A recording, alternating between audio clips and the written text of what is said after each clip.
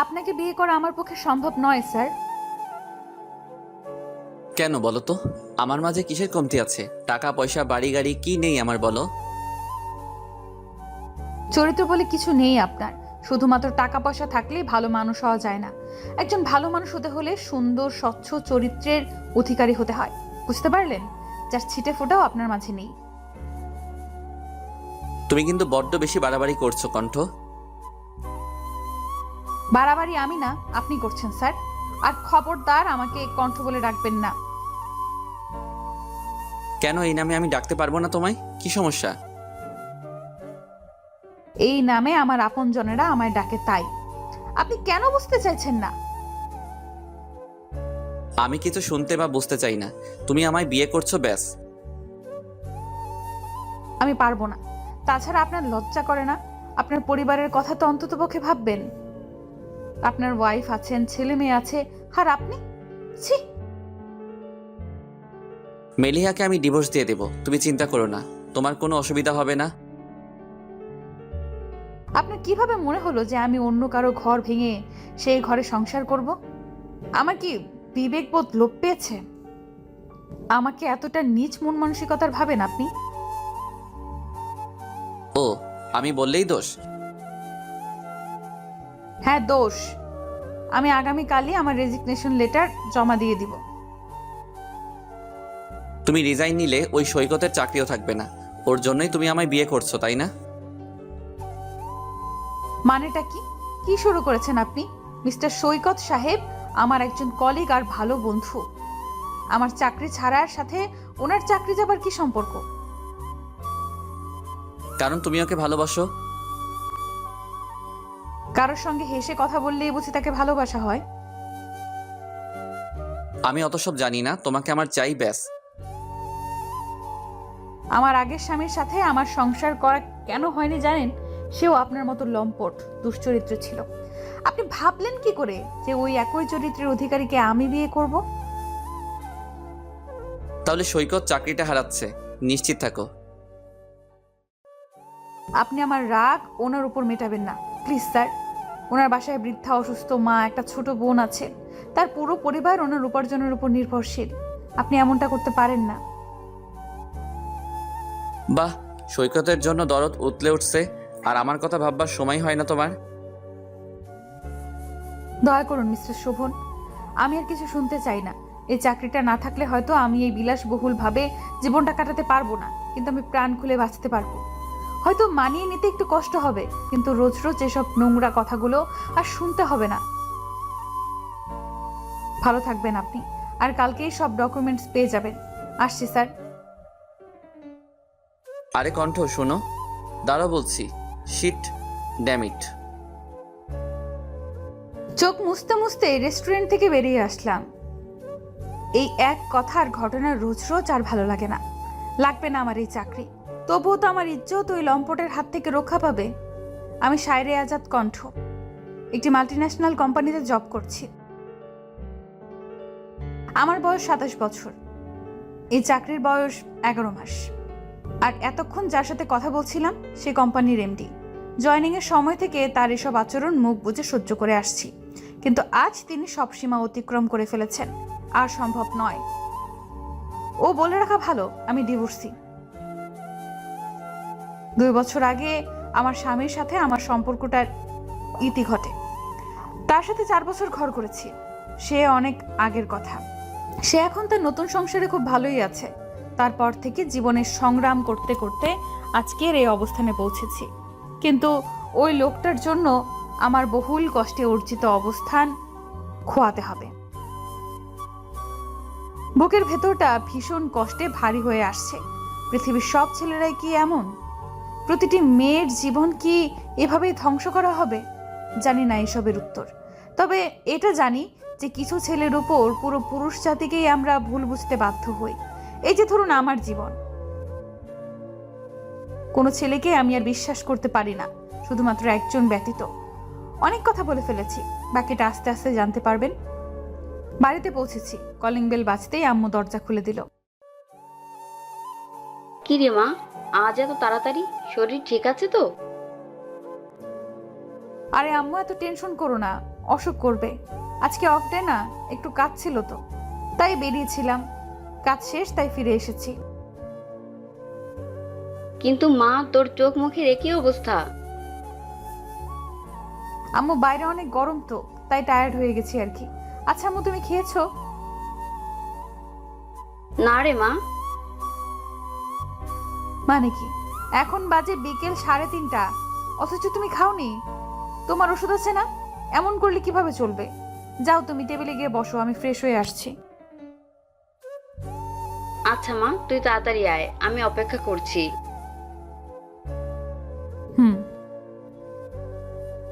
Fresh হয়ে এসে মা মেয়ে খেয়ে নিলাম। আমি ছাড়া আমার মায়ের আর কেউ নেই। একটা বড় ভাই আছে আমার, কিন্তু সে তার পরিবার নিয়ে ব্যস্ত। বৃদ্ধা মাকে দেখার সময় তার হয় না। আর আমার আব্বু, সে তো আমায় নিয়ে চিন্তা করতে করতে স্ট্রোক করে মারা গেছেন আজ 1.5 বছর। আর আমারও আমার মা ছাড়া আর কেউ নেই। খাওয়া শেষ করে আম্মুকে ওষুধ খাইয়ে রুমে চলে এলাম। রুমে এসে শুয়ে রয়েছি, কিচ্ছু ভালো লাগছে না। কিন্তু আমার যোগ্যতায় আমি হয়তো আরো ভালো কোনো চাকরি পেতে পারি। তবে কিসের মায়ায় আমার ভেতরটা ছারখার হয়ে যাচ্ছে? আমি কি সত্যি সত্যি নীল সাহেবের প্রেমে পড়েছি? আমার মতো এমন ডিভোর্সি অপয়া মেয়ের কপালে কখনো এত ভালো মানুষের সান্নিধ্য জুটবে না। কেন মিছে মায়ার বাঁধনে নিজেকে জড়াতে চাইছি? উনি অনেক ভালো কাউকে ডিজার্ভ করেন। আমাকে চাকরির পাশাপাশি নীল সাহেবের মায়াকেও ছাড়তে হবে। তার জীবনে আমার মতো অপয়ার কোনো স্থান নেই। আর ওই অফিসে থাকা মানেই একটা জানোয়ারকে প্রতিনিয়ত সহ্য করা, আর কুনজরে থাকা, কুপ্রস্তাব শোনা। এর চেয়ে মরে যাওয়াই শ্রেয়। আর কালকে নীল সাহেবের স্যারের ব্যাপারে সব জানাতে হবে, কেননা বলা যায় না আমার উপরে জমে থাকা ক্ষোভ থেকে যদি নীলের কোনো ক্ষতি করে দেয়। তাই নীলকে সতর্ক করাটা আমার কর্তব্যের মাঝেই পড়ে। অনেক কষ্টে নিজের মনকে শান্ত করলাম। কালকেই রিজাইন লেটার জমা দিয়ে চাকরিতে ইস্তফা দেব। চূড়ান্ত সিদ্ধান্তে উপনীত হয়েছি। এসব ভাবতে ভাবতেই চোখ লেগে এলো, আর আমি ঘুমের দেশে তলিয়ে গেলাম। ঘুম ভাঙার পর রেজিগনেশন লেটারটা রেডি করে নিলাম, আর কিছুক্ষণের মাঝেই অতীতের পাতায় ডুব দিলাম। হারিয়ে গেলাম সে সকল স্মৃতিতে। ফ্ল্যাশব্যাক 15 মাস আগে। আম্মু দেখো, এইবারে চাকরিটা আমার হয়ে যাবে, ম্যানেজার তো সেরকমই বলল। আমি জানি বাবা, দেরিতে হলেও চাকরি তোর হবেই। বলেছিলাম না, হতাশ হতে নেই। আল্লাহ তার বান্দার দোয়া ফেলে দেন না, ঠিক সময় মতো কবুল করে নেন। তাই মনোবল হারানো যাবে না। আল্লাহ তার সকল বান্দার ধৈর্যের পরীক্ষা নেন। জি আম্মু, আমি নীলাকে গিয়ে বলি, ও খুবই খুশি হবে। না, তুই ওকে আগেই জানাস না, কনফার্ম হওয়ার পর বলিস। আচ্ছা, তোমার ওষুধ খাওয়া হয়েছে না? গিয়ে একটু রেস্ট নাও, আমি টিউশনিটা করিয়ে আসি। কয়টায় আসবি? রাত 8টার মাঝে চলে আসবো। আচ্ছা। আমি সৈকত ইভান নীল। আমার বয়স 31 পেরোলো। পরিবারের বড় ছেলে, এখনো বিয়ে থা করিনি। আর এতক্ষণ যার সাথে কথা বলছিলাম তিনি আমার শ্রদ্ধেয় মা। আমার বাবা মারা গেছেন যখন আমার বয়স মাত্র 7 বছর। আমার ছোট বোন সাগরিকা ইভান, নীলার বয়স তখন মাত্র 1.5 বছর। আমার মা আমাদের অনেক কষ্টে লেখাপড়া করিয়েছেন।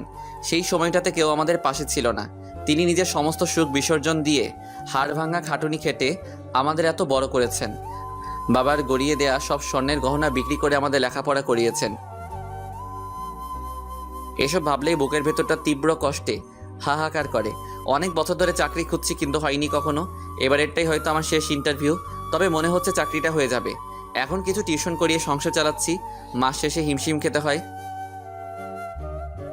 ছোট বোনটা সব চাওয়া পূরণ করতে পারি না, মায়ের চিকিৎসা ঠিকমতো করতে পারি না। কিন্তু নীলা বা আম্মু কখন এসব নিয়ে কিছু বলে না, কিন্তু নিজের কাছেই কষ্ট লাগে। এই দুঃখ কি সহজ হয়? মাঝে মধ্যে নিজেকে সবচেয়ে হতভাগা মনে হয়। এইসব ভাবতে ভাবতে স্টুডেন্টের বাড়ি পৌঁছে গেলাম। সবগুলো টিউশন শেষ করে মাত্রই বেরোলাম। এখন 7:30 বাজে। আজ 3 স্টুডেন্টের বাসাতেই বেতন দিয়েছে। আম্মুর ওষুধ কিনতে হবে, আবার বাসার বাজারও করতে হবে। হঠাৎ ফোনটা বেজে উঠলো। যেই কোম্পানিতে জবের ট্রাই করেছিলাম সেখানকার ম্যানেজারের ফোন।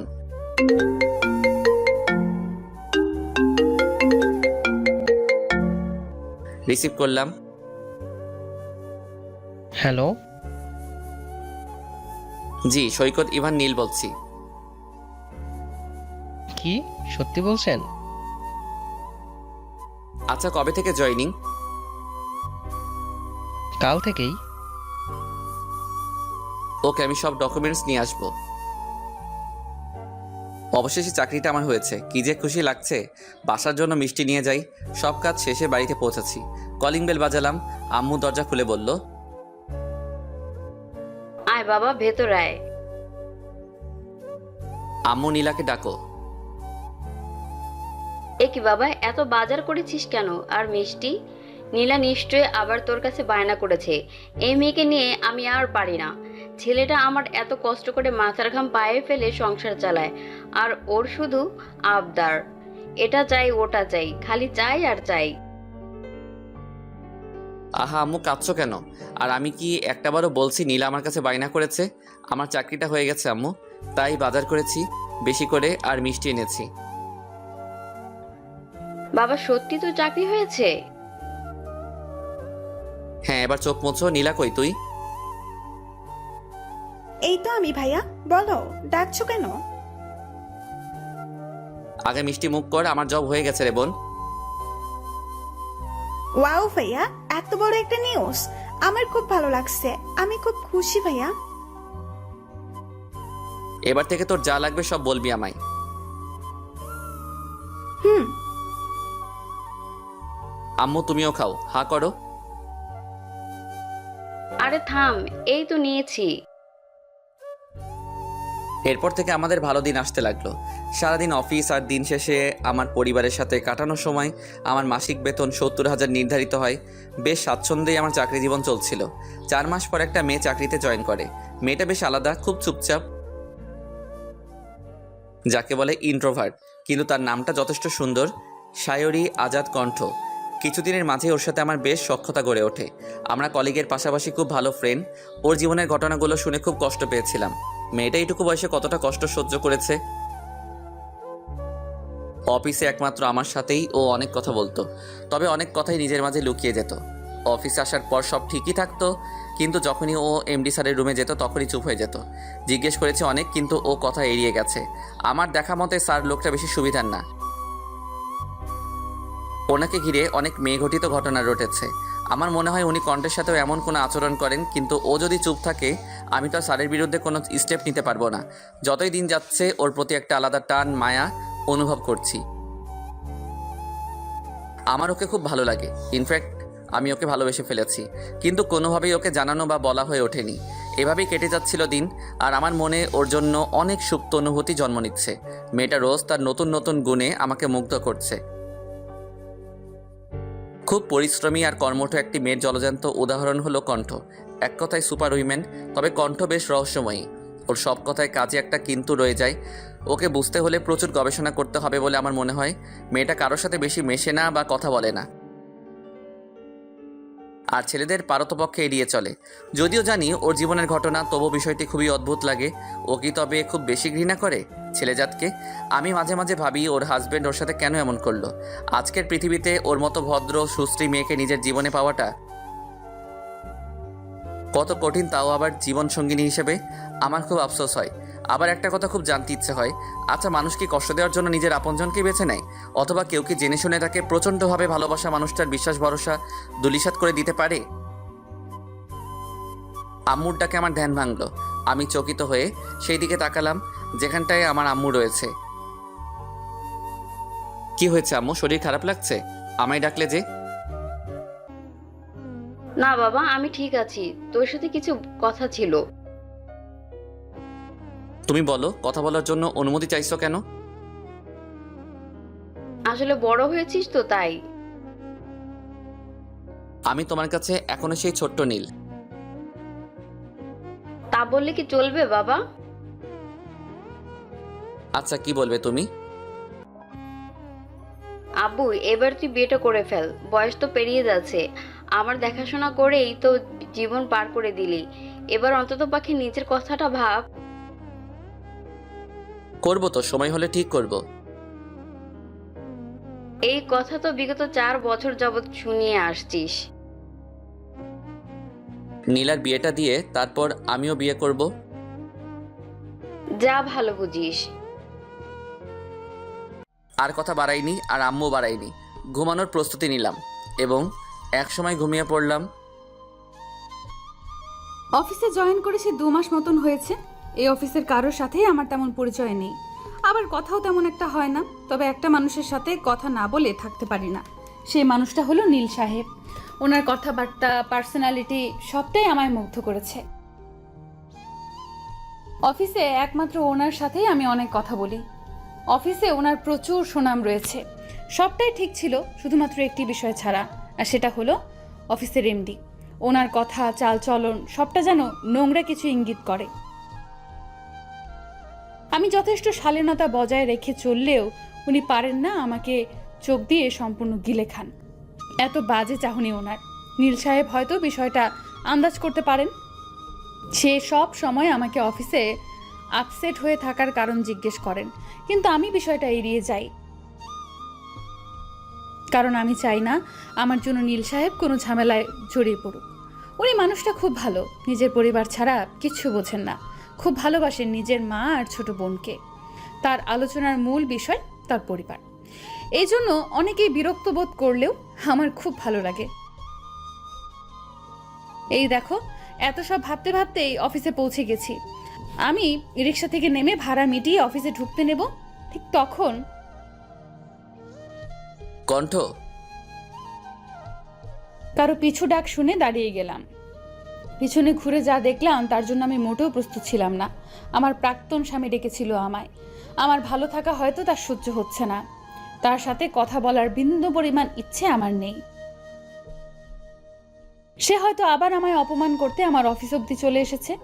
আমি হাঁটতে শুরু করলাম, আর পিছু ফিরে তাকাইনি। অনেকবার ডেকেছে, আমি দাঁড়াইনি। অতি দ্রুত হাঁটার কারণে কেবিনে ঢোকার সময় কারোর সাথে প্রচণ্ড জোরে ধাক্কা খেলাম। তাকিয়ে দেখি নীল সাহেব আমায় আগলে ধরেছেন, নয়তো আমি পড়ে গিয়ে বড়সড় রকমের একটা আঘাত পেতাম। নিজেকে সামলে সোজা হয়ে দাঁড়ালাম। কণ্ঠ, আপনি ঠিক আছেন? জি। কি হয়েছে আপনার? এমন অন্যমনস্ক দেখাচ্ছে। আসলে কাজের একটু প্রেশার যাচ্ছে তো, তাই হয়তো টায়ার্ড দেখাচ্ছে। ও আচ্ছা। আমি আমার ডেস্কে যাচ্ছি নীল সাহেব। হ্যাঁ নিশ্চয়ই। তারপর আমি আমার ডেস্কে চলে এলাম। নীল সাহেব আমার সামান্য অন্যমনস্কতাও খুব সহজেই ধরে ফেলেন। মানুষটাকে যত দেখছি তত মুগ্ধতা ছেয়ে যাচ্ছি। কাজে মনোনিবেশের চেষ্টা করলাম, কিন্তু কিছুতেই পারছি না। আজকে কেন রাহাত এসেছিল? আমার জীবনে আবার কি অঘটন ঘটাতে চায় ও? আমায় ছেড়ে তো ওর নতুন বউকে নিয়ে সুখেই আছে। আজ এত বছর পর আমাকে দেখা দেওয়ার কি উদ্দেশ্য থাকতে পারে? কিছুক্ষণ পর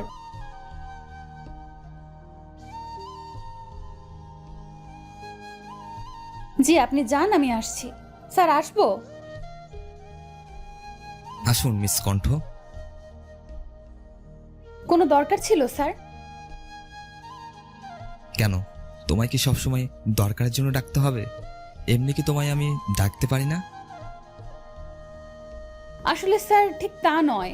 আপনি ডেকেছেন তো, তাই কারণ জিজ্ঞেস করলাম। কিছু মনে করবেন না প্লিজ। করব না, তবে একটা শর্তে। কি? আজকে আমার সাথে বাইরে লাঞ্চ করতে হবে। মাফ করবেন, আমি বাইরের খাবার খাই না। আমি আসছি স্যার। আরে মিস কণ্ঠ, আমার কথাটা তো শুনে যান। কোনো কথা না বলেই আমি স্যারের কেবিন থেকে বেরিয়ে এলাম। ওনাকে ভালো করে চিনেছি এই 2 মাসে।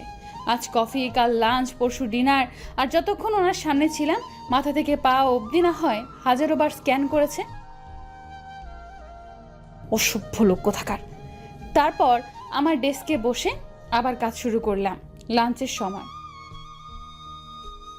ব্যস্ত নাকি? আরে নীল, না, কিছু বলবেন? সবাই লাঞ্চ ব্রেকে আর আপনি এখনো কাজ করছেন? খেয়ে নেবেন, চলুন। আমি বাসা থেকে এসেছি, আপনি বরং আজ আমার সাথে লাঞ্চ শেয়ার করুন। আমিও এনেছি। আচ্ছা, একটু অপেক্ষা করুন কণ্ঠ, আমি আসছি। কিছু সময় পর এই তো চলে এসেছি। আমি আজ এই 4 রকমের ভর্তা আর আচার সাথে খুদের ভাত এনেছি। আরে এসব তো আমার পছন্দের খাবার, আপনি বরং আপনার বক্স আমায় দিয়ে দিন, আমার বক্সটা আপনি নিন। আরে বিরিয়ানি যে আমার অনেক পছন্দের, আপনার হাতের রান্না। জি, আচ্ছা খাওয়া শুরু করুন। হ্যাঁ অবশ্যই, আপনিও করুন। অনেক মজা হয়েছে, বেশ কিছুদিন পর এত মজার খাবার খাওয়ার সুযোগ হলো। আপনাকে ধন্যবাদ নীল। আচ্ছা এই রান্নাগুলো কে করেছেন? আজকে রান্নাগুলো তো খুব সহজ ছিল, তাই আমিই করেছি। আম্মু তো অসুস্থ আর নীলার পরীক্ষা চলছে। আপনার হাতের রান্না কিন্তু অসাধারণ, অনেক তৃপ্তি নিয়ে খেয়েছি। আজকে নীলের সাথে অনেক কথা বলেছি। উনি অবশ্য আমাকে সকালের কথা আবার জিজ্ঞেস করেছিলেন, কিন্তু আমি বরাবরের মতো এড়িয়ে গিয়েছি। আগামী সপ্তাহে অফিস থেকে একটা ট্যুরের আয়োজন করা হয়েছে, কারণ বেশ অনেক দিন যাবৎ কাজের প্রচুর চাপ ছিল। সকলেই ক্লান্ত, তাই সকলের চাঙ্গা করতেই এই উদ্যোগ। আমি অবশ্য যেতে চাইছিলাম না, কিন্তু নীলের অনুরোধ ফেলতে পারিনি। মানুষটা খুব ভালো, যতটা দেখছি ততটাই অবাকের চরম পর্যায়ে পৌঁছে যাচ্ছি। আমি যেন তার খুব আপন কেউ, আমায় নিয়ে তার চিন্তার যেন অন্ত নেই। এখন বাইরে ঝুম বৃষ্টি পড়ছে। গ্রীষ্মের তীব্র উত্তাপে এই কয়টা দিন প্রকৃতি পুড়েছে। আজকের বৃষ্টি যেন শান্তির বর্ষণ হয়ে নেমেছে, যা প্রকৃতির পাশাপাশি প্রতিটি হৃদয় শীতল করে দিচ্ছে। অনেক রাত হয়ে পড়েছে, রাতের খাবার আম্মুকে সাথে নিয়ে খেয়ে নেই, আবার সকালে অফিস আছে।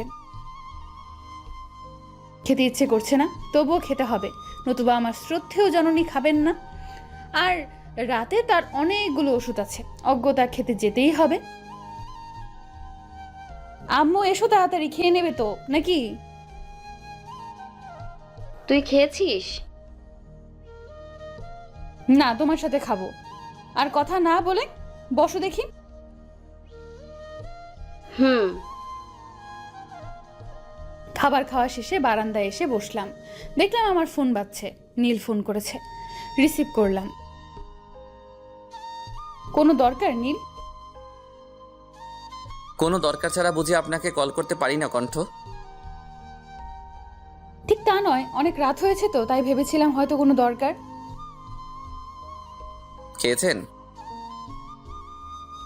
জি, আপনি? আসলে ঘুম আসছিল না, তাই আপনাকে কল করলাম। সমস্যা নেই।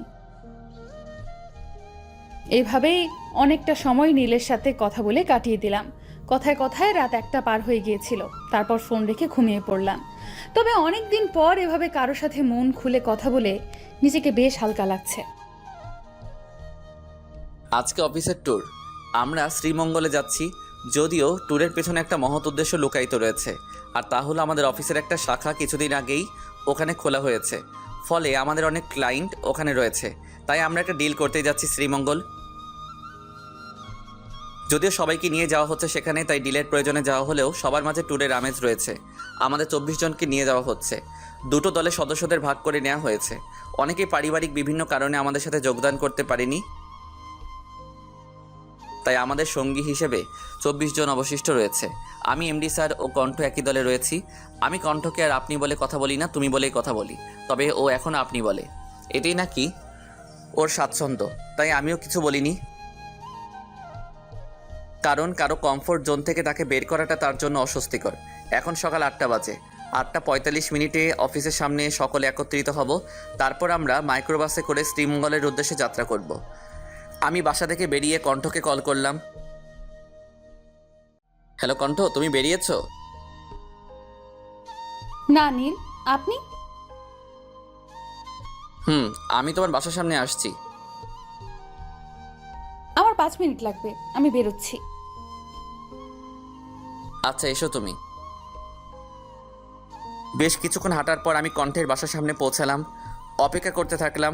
হঠাৎ পরিচিত আওয়াজ শুনতে পেয়ে আওয়াজের উৎসের দিকে তাকিয়ে দেখলাম কণ্ঠ এসেছে। ও একটা তাঁতের শাড়ি পরেছে, সাথে ম্যাচিং হিজাব, আর মুখে কোনো প্রসাধনীর চিহ্ন নেই। বেশ লাগছে ওকে। শাড়িটা গাঢ় নীল রঙের, যা ওকে খুব মানিয়েছে। মেয়েটার গায়ের রং চাপা, যার ফলে সব রঙের সাথেই ওকে মানানসই লাগে। আমি কতক্ষণ যে এক দৃষ্টিতে ওর দিকে তাকিয়েছিলাম জানা নেই। মনে হচ্ছে আমার সামনে কোনো হুড় দাঁড়িয়ে আছে। কখনো কোনো মেয়েকে দেখে আমার এমনটা অনুভব হয়নি। ওই প্রথম ব্যক্তি যাকে দেখে আমার সবটা থমকে গেছে। হঠাৎ শরীরে কোনো হাতের অস্তিত্ব পেলাম। ভালো করে তাকিয়ে দেখলাম কণ্ঠ আমায় ডাকছে। নীল, আপনার কি হয়েছে? কখন থেকে ডাকছি, আপনি কোনো সাড়াই দিচ্ছেন না। কোথায় হারিয়েছিলেন? আরে কিছু হয়নি, খেয়াল করিনি তোমার কথা। তা কোন খেয়ালে ডুবেছিলেন শুনি? তোমার খেয়ালে কণ্ঠ। কথাটা ফিসফিসিয়ে বললাম। কিছু বললেন? না কণ্ঠ, চলো তাড়াতাড়ি, গাড়ি মিস হয়ে যাবে। চলেন। কিছুক্ষণ পূর্বেই আমাদের মাইক্রোবাস ছেড়ে দিয়েছে। মোট 3টে মাইক্রো লেগেছে। আমি কণ্ঠ একই মাইক্রোতে। এমডি আমাদের পরের গাড়িতে রয়েছেন। তবে তিনি বেশ ক্ষুব্ধ হয়েছেন, কারণ কণ্ঠকে তিনি তার গাড়িতে উঠতে বলেছিলেন, কিন্তু ও কিছু উসিলা দিয়ে এই গাড়িতে রয়ে গেল। ব্যাপারটা স্যার কিছুতেই হজম করতে পারিনি। যা বুঝলাম সে যাই হোক, ভালোই হয়েছে। গাড়ির ড্রাইভারের পাশের সিটে আমি বসেছি, আর কণ্ঠ, শিলা এবং মেহেক আমার পিছনের সিটে। তারপরে সিটগুলোতে কারা উঠেছে খেয়াল করিনি। আরে নীল ভাই, এত চুপচাপ কেন? আমি হেসে বললাম, এমনি। কি বলবো বলো? শুনেছি আপনি অনেক ভালো গান গাইতে পারেন। বাইরে ঝুম বৃষ্টি হচ্ছে, একটা গান তো হতেই পারে। কি বলো শিলাকণ্ঠ? না, গান অনেক আগে ছেড়ে দিয়েছি। গলা আর আগের মতো নেই। গিয়ে শুনান নীল সাহেব, দেখি আপনার গলা কতটা খারাপ হয়েছে। তবে তাই হবে, কিন্তু একটা শর্ত আছে। বেশ আগ্রহ দীপ্ত হয়ে কথাটা বলল কণ্ঠ। বলে ফেলুন নীল সাহেব, শুনি আপনার শর্ত। বেশ হেসেই কথাটা বললাম, আমি গান গাইবো, তবে আমার সাথে একজন ফিমেল আর্টিস্ট লাগবে। বিরক্তি নিয়েই বলল, আমি গান টান গাইতে পারি না বাবা। আমি শিলাকে প্রশ্নটা করলাম, শিলা তুমি গাইবে আমার সাথে? আর মনে মনে প্রার্থনা করছিলাম যাতে ওর উত্তরটি না হয়, কেননা আমার ইচ্ছা কণ্ঠের সাথে আমি গান গাইব। আর আমি জানিও খুব ভালো গান গাইতে জানে। না ভাইয়া, আমি তোমার সাথে গাইবো না। থাক, তোমাদের গাইতে হবে না নীল, আমিই গাইবো আপনার সাথে। আচ্ছা, আমি রিমঝিম বৃষ্টি ঝরে যায় গানটা গাইতে চাইছি। আজকের আবহাওয়ার সাথে বেশ জমবে এই গানটা। ঠিক আছে নীল, আপনি শুরু করুন। সবাই চুপ করে বসুন।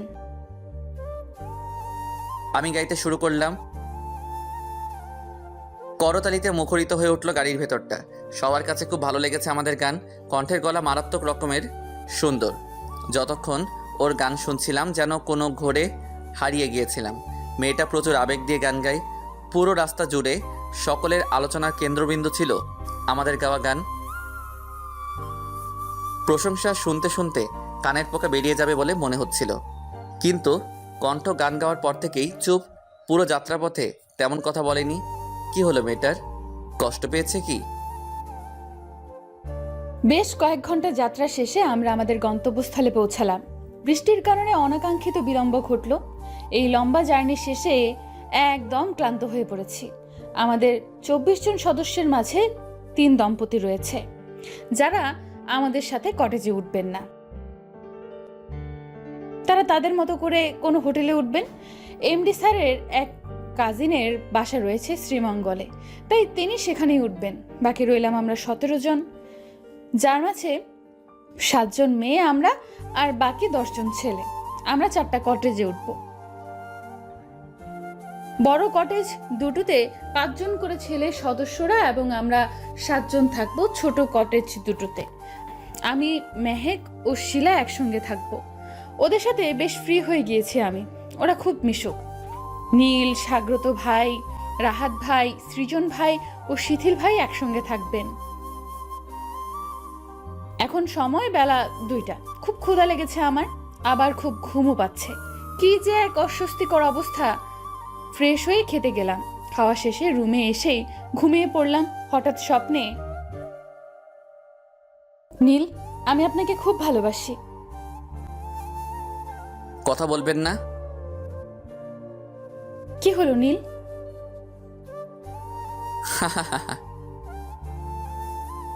এভাবে হাসছেন কেন? ওইদিকে কেন যাচ্ছেন? চারদিকে এমন ধোঁয়াময় হয়ে যাচ্ছে কেন? আপনার শরীরে কি হয়েছে?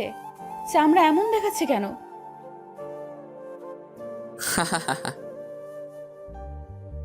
নীল, কোথায় আপনি? আমার শ্বাস নিতে কষ্ট হচ্ছে। আমি আপনাকে দেখতে পাচ্ছি না। নীল। হঠাৎ ধরফরিয়ে উঠে বসলাম। চারপাশে চোখ বুলিয়ে সময়টা বোঝার চেষ্টা করছি। ঘড়ির কাঁটায় এখন সময় সন্ধ্যে 7টার কিছু বেশি। রুমে এসি চলছে, তবু আমি দরদর করে ঘামছি। মনে হচ্ছে যেন শরীরে অনবরত পানি ঢালা হচ্ছে। খুব অস্থির লাগছে। এটা আমি কি দেখলাম? কেন দেখলাম? আবার কি কোনো ঝড় আসতে চলেছে আমার জীবনে? আচ্ছা, রুমে আমি একা কেন? মেহেক, শিলা কোথায়? 4 ঘন্টা হয়ে গেছে। কতক্ষণ ঘুমিয়েছি আমি? কিন্তু হঠাৎ এমন একটা দুঃস্বপ্ন কেন দেখলাম আমি? কি বিভৎস সে স্বপ্ন! এটা কি আবার কোনো ভয়ঙ্কর বিপদের সংকেত? নিজের মনকে ধাতস্থ করলাম, এটা শুধুমাত্র একটা দুঃস্বপ্ন। এর সাথে বাস্তবতার কোনো মিল নেই। নীল সাহেবকে কি ভয়ঙ্কর দেখাচ্ছিল, যেন তার চামড়া ঝলসে গিয়েছে আর আমার দম আটকে আসছিল, যেন এক্ষুনি রুহু বেরিয়ে যাবে। আমি ফোনটা হাতে নিলাম আর মেহেককে কল করলাম। কিন্তু আশ্চর্য, 5 বার কল করলাম, রিং হলো, ধরলো না। ভাবলাম হয়তো সাইলেন্ট করা, তাই শিলাকে কল করলাম। ফলাফল শূন্য। তাকেও ফোনে পেলাম না, তাই ফোন রেখে ফ্রেশ হতে গেলাম। ফ্রেশ হয়ে রুম লক করে কটেজ থেকে বেরোলাম। রিসেপশনে গিয়ে ম্যানেজারকে জিজ্ঞেস করলাম, আপনি কি জানেন আমার অফিস কলিগরা কোথায়? ম্যাম, তারা বেশ কিছুক্ষণ আগে বেরিয়েছেন। সবাই গিয়েছে? হ্যাঁ। কোথায় গিয়েছেন বলতে পারবেন? না। ও। আমি আবার কটেজে ফিরে যেতে উদ্যত হব, ঠিক তখনই ফোনটা ভাইব্রেট করলো। নীল কলটা করেছেন। দেরি না করে কল রিসিভ করলাম। কণ্ঠ, তুমি রিসিপশনে বসো, মেহেক তোমায় নিতে আসছে। বেশ অবাক হয়ে প্রশ্নটা করলাম আমি। কিন্তু আপনি জানলেন কি করে? তুমি বসে থাকো আর মেহেক যা বলে তাই করো। রাখছি আমি। নীল, হ্যালো হ্যালো। ধুর, কেটে দিল কলটা। ভারী অদ্ভুত মানুষ তো। কোথায় যাব, কেন যাব, আর তারা সবাই কোথায়? চিন্তায় চিন্তায় কপালের রগ দপদপ করছে। কিন্তু কিছু সময় অপেক্ষা করার পর মেহেক এলো। ও বলল, কি গো মহারানী, আপনার ঘুম ভাঙলো অবশেষে? হ্যাঁ, তা ভেঙেছে। তবে তোমরা আমায় ডাকো নাই কেন? কি বলছো তুমি? ডাকি নাই মানে? তুমি তো সাড়াই দাওনি, তাই তোমাকে রেখেই আমরা একটু আশপাশ ঘুরেছি। খানিকটা অভিমান নিয়ে কতটা বললাম। কাজটা মোটেও ভালো করনি। আচ্ছা হয়েছে, মান অভিমানের পালা এখন তোলা থাক। তাড়াতাড়ি চলো আমার সাথে। হুম। এই, কোথায় যাচ্ছ? কেন, তুমি না তোমার সাথে আমায় যেতে বললে? এভাবে তো যাওয়া যাবে না। কেন, আমার ড্রেসটা কি দেখতে ভালো না? এটা চেঞ্জ করে আসবো? না, ড্রেস ঠিক আছে, কিন্তু তুমি চোখ খোলা রেখে যেতে পারবে না। তো আমি চোখ বন্ধ করে হাঁটবো নাকি? আরে বোকা, আমি তোমার চোখ বেঁধে তোমাকে ধরে ধরে নিয়ে যাব। আমি বিরক্তিতে ভ্রুজগল কুচকে বললাম, কেন আমি পারবো না? মেহেক খানিকটা গম্ভীর হয়ে বলল, নীল ভাই তোমাকে কল করেছিল? হ্যাঁ। কিছু বলে নাই? বলেছে অনেক কিছু। আমার কথা শুনতে বলে নাই? বলেছে কিন্তু কোনো কিন্তু না, চুপচাপ আমার কথা শোনো। আচ্ছা।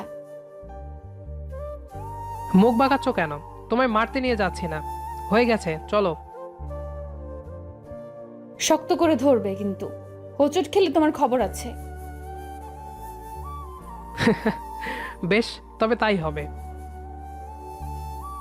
মেহেকের হাত ধরে গুটি গুটি পায়ে এগিয়ে চলছি। মনে হচ্ছে সবে হাঁটতে শিখেছি। কেমন একটা অদ্ভুত অনুভূতি। আবার একটা বিষয়ে ভেবে খুব কষ্ট হচ্ছে। সামান্য এইটুকু পথ চোখ বন্ধ করে হাঁটতে কতটা কষ্ট হচ্ছে, অথচ যারা অন্ধ জন্মগতভাবেই, তাদের কষ্টের কথা মনে হলেই বুকের ভেতরটা হাহাকার করে ওঠে। আল্লাহ যেন কাউকে এই কষ্টের জীবন না দেন, এই দোয়া মনে মনে করছি। হঠাৎ পথ চলা বন্ধ হলো, অর্থাৎ আমরা আমাদের গন্তব্যস্থলে পৌঁছে গেছি। চোখের বাঁধন খোলার জন্য চোখে হাত দিতে যাব, তার পূর্বেই কেউ আমার হাত খপ করে ধরে ফেললো। হাতটা মেহেক নয়, তা বেশ বুঝতে পারছি। শক্ত বলিষ্ঠ কোনো পুরুষালী হাতের ছোঁয়া পেতেই শরীর বেয়ে এক শিশিরানি অনুভূতি যেন ছুটে গেল। আমি কম্পিত গলায় কিছু বলতে যাব, তার পূর্বেই সেই হাতের মালিক আকুতির স্বরে বলে উঠল, আর কিছুক্ষণ অপেক্ষা করো কণ্ঠ। অবাক হয়ে প্রশ্ন করলাম, নীল আপনি? হ্যাঁ, এসো আমার সাথে। মেহেক কোথায়? সামনে আছে। আচ্ছা, নীল কি করতে চাইছে? উত্তরের অপেক্ষায় উত্তেজনা বেড়ে চলেছে। খানিকটা হাঁটার পর আমরা থামলাম। আমি এবার উচ্চস্বরেই বলে ফেললাম, আর কতক্ষণ এভাবে? আমি বোধহয় অন্ধ হয়ে যাব। কোনো সারা শব্দ পেলাম না। হঠাৎ কেউ আমার চোখে বাঁধা কাপড় সরিয়ে নিল। অনেকটা সময় অন্ধকারময় ছিলাম বলে আলোর সাথে মানিয়ে নিতে কিছুটা সময় লাগলো। এরপর সামনে যা দেখলাম তা রাগে, ক্ষোভে, ক্রোধে আমার শিরায় উপশিরায় যেন অগ্নিস্ফুলিঙ্গা ঝলকানি বয়ে গেল। জীবনের সবচেয়ে ঘৃণিত জঘন্য কিছু প্রত্যক্ষ করলাম। কপালের রগে টান অনুভব হচ্ছে, বুকের ভেতরে অস্বাভাবিক যন্ত্রণা হচ্ছে, শ্বাস নিতেও হিমশিম খাচ্ছি, বুকটা হাঁপড়ের মতো ওঠানামা করছে, যেন শ্বাসকষ্টের রোগী আমি। কি অদ্ভুত না? আমরা কণ্ঠকে চমকে দিতে ওর জন্মদিন উদযাপনের সামান্য আয়োজন করেছি। সবটাই হয়েছে আমার বুদ্ধিতে, তবে এমডি স্যারকে জানানো হয়নি, যেহেতু কণ্ঠ বরাবরই তাকে অপছন্দ করে। কিন্তু এখন মনে হচ্ছে কাজটা করা ঠিক হয়নি। কণ্ঠের চোখের কাপড় খুলে দেওয়ার পর ভেবেছিলাম ও খুব খুশি হবে, কিন্তু এখন ওর চোখ মুখের ভাব দেখে যা বুঝতে পারছি তা হলো ও মোটেও খুশি হয়নি। কিন্তু কেন? ওর হাত পা অসম্ভব রকম কাঁপছে, চোখের বর্ণ টকটকে লাল হয়ে গিয়েছে। মনে হচ্ছে চোখ দিয়ে সব কিছু জ্বালিয়ে পুড়িয়ে ভস্ম করে দেবে। আমি ওর কাছে এগিয়ে গেলাম এবং ডাকলাম, কণ্ঠ। ওর কম্পিত গলায় প্রশ্নটা করলো, এসব কে করেছে নীল? আমরা সবাই মিলে করেছি। কেন, পছন্দ হয়নি? কেন করলেন? কে বলেছিল এসব করতে? আমি হতবাক হয়ে তাকিয়ে রইলাম। কি এমন হলো যে মেয়েটা এভাবে রিয়াক্ট করলো? সম্বিত ফিরে পেতে আমি বললাম, কেন, কি হয়েছে, বলবে তো? আপনারা সবাই শুধু আমাকে কষ্ট দিতে জানেন। যখনই সবটা ভুলে আবার নতুন সূচনা করতে চাই, ঠিক তখনই আমার অতীত আমাকে স্মরণ করিয়ে দিয়ে বোঝাতে চান আমার জীবনে আনন্দের কোনো স্থান নেই। কেন কেন এমন করেন? আমি কি ক্ষতি করেছি আপনাদের? কথাগুলো বলতে বলতে কান্নায় ভেঙে পড়ে কণ্ঠ। উপস্থিত সকলেই হতভম্ব হয়ে যায়। কি এমন হলো যার দরুন কণ্ঠ এহেন আচরণ করছে? আমার বুকের ভেতর ছ্যাদ করে উঠল। আচ্ছা, নিজের অজান্তেই কি ওকে অনেক বেশি কষ্ট দিয়ে ফেললাম? ওর কান্নার হৃদয় বিদারক শব্দে আশপাশের পরিবেশ বাতাস ভারী হয়ে উঠেছে। এত কষ্ট লুকিয়ে রেখেছিল ও ওর মনে, কেউ যে এগিয়ে গিয়ে ওকে সান্ত্বনা দেবে সেই সাহসটাও কারো হচ্ছে না। আমি রেস্টুরেন্টের করিডোরের এক প্রান্তে অসহায়ের মতো দাঁড়িয়ে রইলাম। কথা বলার চেষ্টা করছি, কিন্তু মুখ থেকে একটা টু শব্দ বেরোচ্ছে না। বেশ খানিকটা সময় কণ্ঠ কাঁদল। তারপর শিলা ও মেহেক ওকে ওর কান্নার কারণ জিজ্ঞাসা করল। কণ্ঠের জন্মদিন ঘিরেই তার জীবনের সকল তোলপাড়ের সূচনা। তার এক জন্মদিনে তার বড় ভাই নিজের স্ত্রীকে নিয়ে পরিবার ছেড়েছেন, পাড়ি জমিয়েছেন প্রবাসে। ঘটনার সমাপ্তি এটুকুতে হলেও পারত, কিন্তু ঘটনাটি সমাপ্তির দ্বারপ্রান্তে পৌঁছেনি। কণ্ঠ তার আরেকটি জন্মদিনে নিজের অনাগত সন্তানদের হারিয়েছে। যদিও এর জন্য তার প্রাক্তন স্বামী দায়ী। লোকটা তার পরকীয়া সম্পর্কের জেরে কণ্ঠ যখন 6 মাসের অন্তঃসত্ত্বা, কণ্ঠকে তখন বেধড়কভাবে মেরেছিল। ফলশ্রুতিতে কণ্ঠ হারায় তার অনাগত সন্তানদের। ডক্টর বলেছিলেন কণ্ঠ 2 সন্তানের জননী হবেন। হায় আফসোস, মেয়েটির মা হওয়া হয়ে ওঠেনি। আবার আরেক জন্মদিনেই কণ্ঠের ডিভোর্স হয়েছিল। এই পর্যন্ত ঘটনা থেমে থাকেনি। কণ্ঠ তার প্রাণের প্রিয় পিতাকেও হারিয়েছিল তার জন্মদিন নামক এক অভিশপ্ত দিনে। সেই থেকে জন্মদিন আসলে কণ্ঠ মনমরা হয়ে থাকে। দিনটি ঘুরে ফিরে কেন বারবার আসে তার জীবনে? কণ্ঠের মুখে সম্পূর্ণ ঘটনা শুনে নিস্তব্ধতায় ছেয়ে গেছে পুরো করিডর। প্রতিটি মানুষ এই হৃদয় বিদারক বর্ণনা শুনে শোকাহত, মর্মাহত। কেউ সান্ত্বনা দেওয়ার কোনো ভাষা খুঁজে পায়নি। সবাই নীরবে অশ্রু বিসর্জন করছে। আমি যেন নিঃশ্বাস নিতে ভুলে গেছি। কি করে পারলাম মেয়েটাকে এতটা কষ্ট দিতে? ও কি আমায় আদৌ ক্ষমা করবে? আমি কণ্ঠের দিকে তাকাতে সাহস পাচ্ছি না। কণ্ঠ ছুটে বেরিয়ে গেল রেস্টুরেন্ট থেকে। মেহেক, শিলাসহ আরও বেশ কয়েকজন মেয়ে কলিগ ওর পিছু নিল। আমি ঠায় দাঁড়িয়ে রইলাম। কেটে গেছে 2টি মাস। তীব্র শীত জাঁকিয়ে বসেছে ঢাকা শহরে। শহর জুড়ে চলছে পৌষ পার্বণের পিঠা উৎসব। কি দারুণ একটা অনুভূতি। সেদিন কণ্ঠের কষ্টে কেঁদেছিলাম আমিও। অন্তর্দহনে জ্বলে পড়ে ছারখার হয়ে গিয়েছিলাম। পরে অবশ্য কণ্ঠ আমার কাছে ক্ষমা চেয়েছিল। ওর ভাষ্যমতে এতে আমার কোনো দোষ ছিল না। ও নাকি অতিরিক্ত আবেগপ্রবণ হয়ে আমার সাথে বাজে ব্যবহার করে ফেলেছিল, তাই ও লজ্জিত। আমি বলেছিলাম এখানে দোষটা আসলে আমাদের কারোরই ছিল না। তুই তোমার জায়গায় নিরপরাধ আর আমি আমার জায়গায়। সব দোষটা আসলে নিয়তির। আমার কথা শুনে কণ্ঠ অশ্রুসিক্ত হয়ে পড়েছিল। এরপর কিন্তু আমাদের বন্ধুত্বটা আরও মজবুত হয়েছিল। আজকে কেন জানি এসব ভাবতে খুব ভালো লাগছে। তবে সেই দিনের সেই ঘটনা, কণ্ঠের আর্তনাদ আমার হৃদয়কে আজও কাঁদায়। মনে হয় সব কিছুর জন্য আমি দায়ী। ধ্যান ভাঙলো আম্মুর ডাকে। আজ অফিস নেই, সাপ্তাহিক ছুটির দিন শুক্রবার। নীলাব্বু, কি হয়েছে আম্মু? কিছু বলবে? হ্যাঁ বাবা। বলে ফেলো। অপেক্ষা করছো কেন? তুই এবার বিয়েটা করে ফেল। করব। কবে করবি বাবা?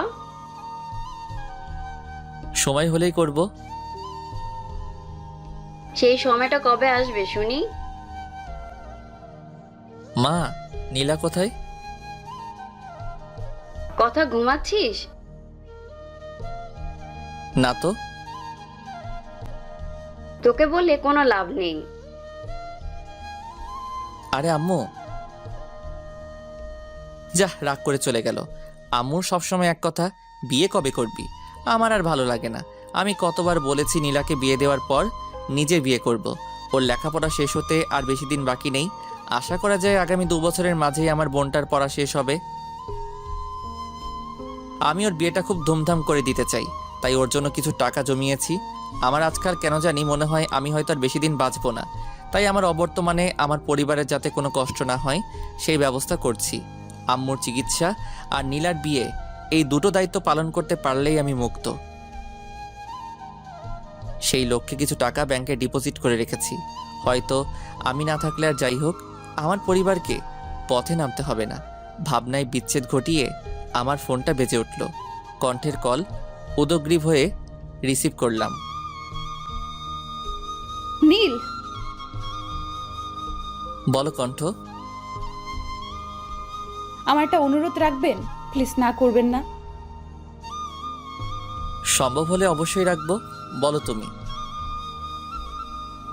অসম্ভব কিছু করতে বলবো না, আপনি রাখতে পারবেন। আচ্ছা, বলো তো কি। পৌষ পার্বণ উপলক্ষে পিঠে উৎসব চলছে। আমার পিঠে উৎসবে যেতে খুব ইচ্ছে করছে, নিয়ে যাবেন? কবে যেতে চাও? আপনার আপত্তি না থাকলে আজই। ঠিক আছে, তুমি বের হও, আমি আসছি। ধন্যবাদ নীল। ধন্যবাদ দিয়ে ছোট করো না প্লিজ।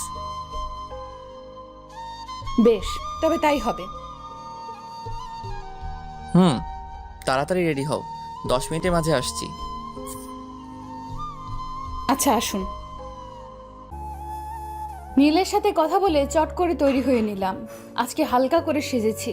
চোখে গাঢ় কাজল, পুরো মুখে হালকা ফেস পাউডার এবং ঠোঁটে একটা নুট কালারের ম্যাট লিপস্টিক। ব্যাস, আমার সাজ সম্পূর্ণ। কাতানের গাঢ় নীল একটি শাড়ি পরেছি, সাথে ম্যাচিং হিজাব, আর গায়ে জড়িয়ে নিয়েছি একটা কালো রঙের শাল। এতেই প্রায় 6 মিনিট পার করে ফেলেছি। না, এবার বেরোতেই হবে। নীল হয়তো এসে পড়েছে এবং আমার জন্য অপেক্ষা করছেন। উফ, বাইরে কি ঠান্ডা, আমার হাত পা বুঝি জমে যাবে। মা, দরজা লাগিয়ে দাও, আমি আসছি। এই বলে জোরে হাঁক দিলাম। কোথাও যাচ্ছিস মা? মামুনি, একটু বের হচ্ছি, তাড়াতাড়ি ফিরে আসবো। আচ্ছা মা, সাবধানে যাস, আর বেশি রাত বাইরে কাটাস না। কিঞ্চিত হেসে বললাম, যথা আজ্ঞা মাতাজি। গেটের বাইরে বেরিয়ে দেখি নীল সাহেব ফোনে স্ক্রল করছেন। আমি হালকা করে কাশলাম সাড়া পাওয়ার জন্য, কিন্তু নীল তো কোনো পাত্তাই দিলেন না। কি এমন দেখছেন ফোনে যার জন্য আমায় ওনার চোখেই পড়ল না? তারপর হেঁটে ওনার সামনে গিয়ে জোরে জোরে গলা ছাড়লাম।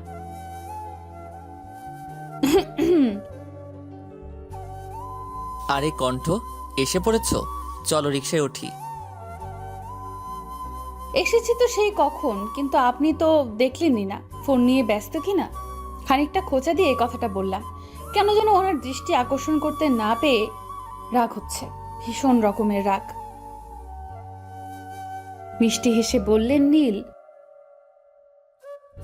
ও তাই বুঝি, সরি গো, আর হবে না।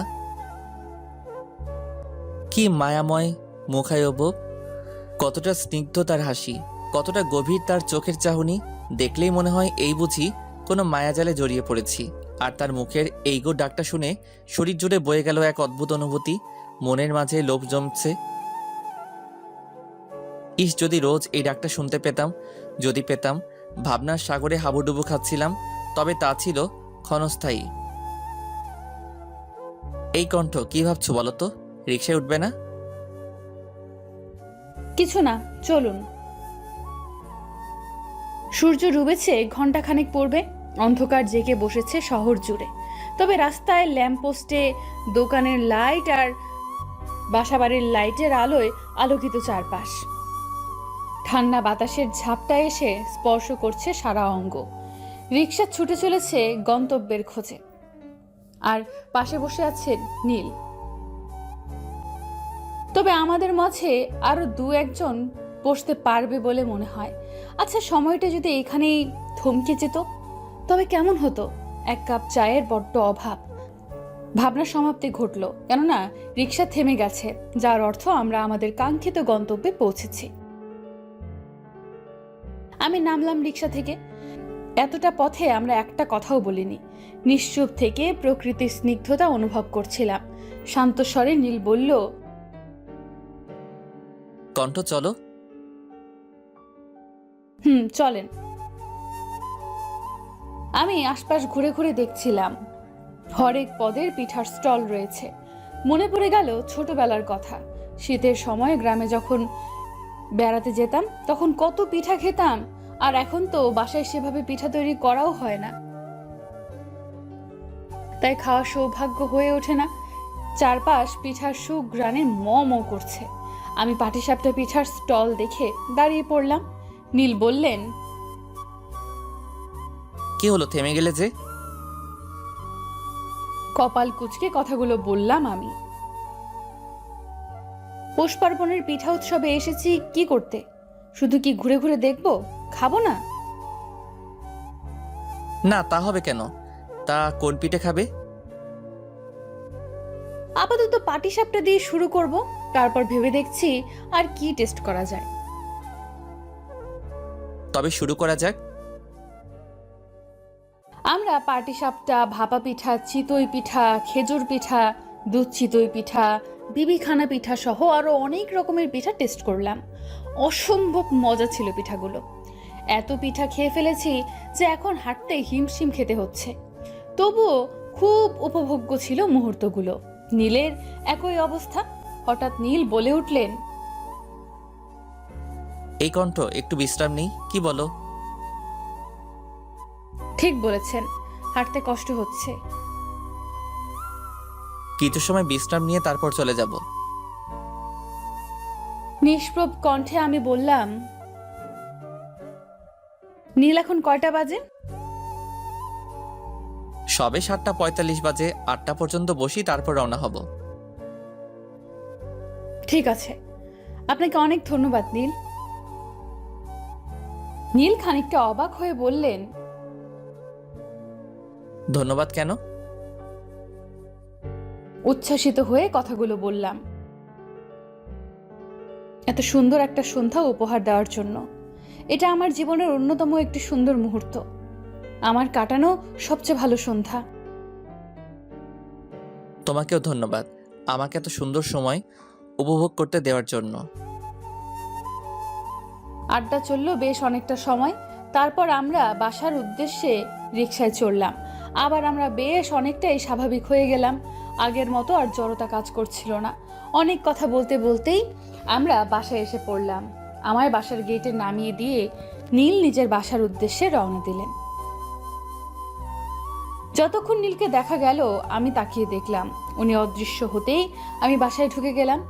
বাসায় ফিরে ফ্রেশ হয়েই বিছানায় শরীর এলিয়ে দিতেই ঘুমে তলিয়ে গেলাম। পরদিন সকালে অ্যালার্মের বিকট শব্দে ঘুম ভেঙে গেল। আর মোড়া ভেঙে উঠে বসলাম। সকাল 7টা বাজে। বিছানা গুছিয়ে বারান্দায় গিয়ে দাঁড়ালাম। কর্মব্যস্ত মানুষের আনাগোনা রাস্তায় শুরু হয়েছে। শান্ত নীরব রাস্তায় মানুষের কোলাহল বাড়ছে। কিছুটা সময় পরিবেশ পর্যবেক্ষণ করে ফ্রেশ হতে চলে গেলাম। ফ্রেশ হয়ে নাস্তা তৈরি করে আম্মুকে সাথে নিয়ে ব্রেকফাস্ট সেরে নিলাম। আজকে নাস্তায় ফ্রোজেন পরোটা ভেজেছি আর সাথে করেছি সবজি আর ডিম ভাজি। নাস্তা শেষে 1 কাপ চা খেলাম, ব্যাস আর কি লাগে। খাওয়া শেষে লাঞ্চ তৈরি করে ফেললাম চট করে। আজকের লাঞ্চে করেছি ভুনা খিচুড়ি আর সাথে বিফ কারি। সব গুছিয়ে তারপর গোসল সেরে অফিসের জন্য তৈরি হয়ে নিলাম।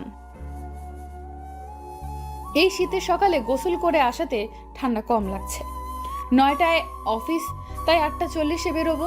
আম্মুকে ওষুধ খাইয়ে বিদায় নিয়ে বের হয়ে পড়লাম। আজকে কিছু ডিল সাইন হবে। তারপর রিক্সা নিয়ে নিলাম। বেশ অনেকটা সময় পর অফিসে এসে পৌঁছালাম। ভাড়া দেওয়ার সময় পেছন থেকে এমডি স্যার ডাকলেন আমায়। মিস সায়রি, জি স্যার, বলেন। আপনি রোজ এমন রিক্সায় করে যাতায়াত করেন কেন? আমার যা সামর্থ্য আমি তাই করি স্যার। আহা, রেগে যাচ্ছেন কেন? আপনি চাইলে আমি রোজ আপনাকে পিক করতে পারি, কিন্তু আপনার এত কষ্ট করার কোনো প্রয়োজন নেই। আমি রিকশায় চড়ে স্বাচ্ছন্দ্য পাই। আশা করি আপনি বুঝতে পেরেছেন। আমি আসছি স্যার, কিছু ফাইল চেক করতে হবে। একটু পরেই তো মিটিং। গম্ভীর স্বরে কথাগুলো বলে চলে আসলাম। একরাশ হতাশা নিয়ে বললেন তিনি, আচ্ছা আপনি যান। অফিসে পৌঁছেই অনেকগুলো ফাইল ঠিক করছিলাম। বেশ অনেকক্ষণ পর কণ্ঠ আসলো। ও প্রথমে ওর ডেস্কে গেল, তারপর আমার কাছে এসে বলল, নীল, আপনি আমার এই ফাইলগুলো চেক করে দেন তো। আমি দেখেছি, তারপরও একটু দেখে নেন। তুমি দেখলে তাতে কি আর ভুল থাকতে পারে? তবুও তোমার অনুরোধ রাখতে দেখছি। আপনি সব সময় একটু বেশিই বলেন। আচ্ছা, তুমি রেখে যাও, আমি দেখে তোমায় দিয়ে আসবো, কেমন? জি অবশ্যই। বেশ অনেকক্ষণ পর এমডি স্যারের রুমে কণ্ঠকে যেতে দেখলাম।